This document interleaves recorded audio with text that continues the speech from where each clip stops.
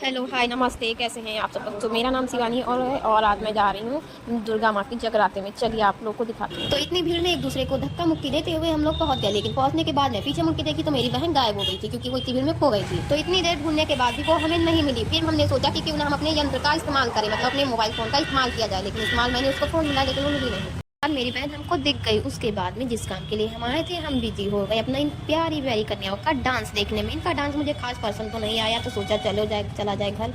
लेकिन वहाँ के लोग सब देख रहे थे, ये सोचते कि शायद चोरी छुपे घुसी है, इसलिए ये जा रही है।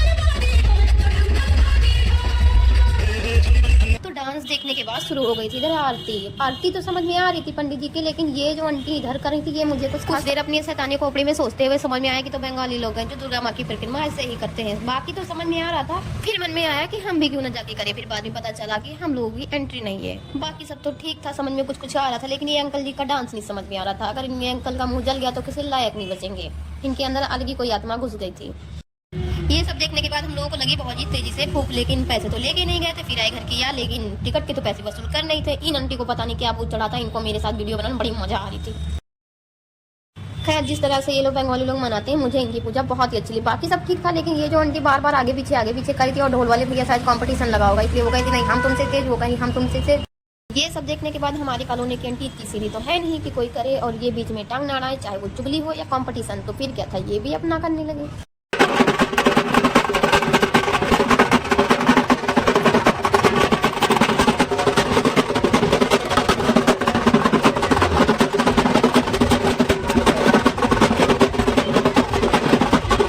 फिर क्या था, पैसे तो लाए नहीं थे, तो प्रस्थान किया अपने घर की ओर।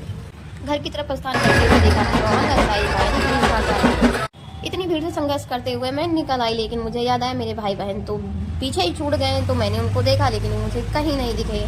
भैया को देखा तो मुँह में पानी आ गया, लेकिन पैसे तो घर जाते हुए रास्ते में मिले। ये अंकल जुत्ती एक्शन में चले आ रहे थे। घर जाते हुए मुझे लगा गेट बंद हो गया होगा, लेकिन मम्मी तो छज्जे पे ही थी। फिर क्या, घर आए, खाए खाना। और ब्लॉग अच्छा लगा हो तो लाइक करना, कमेंट करना, चैनल सब्सक्राइब करना ना भूलना। Okay bye.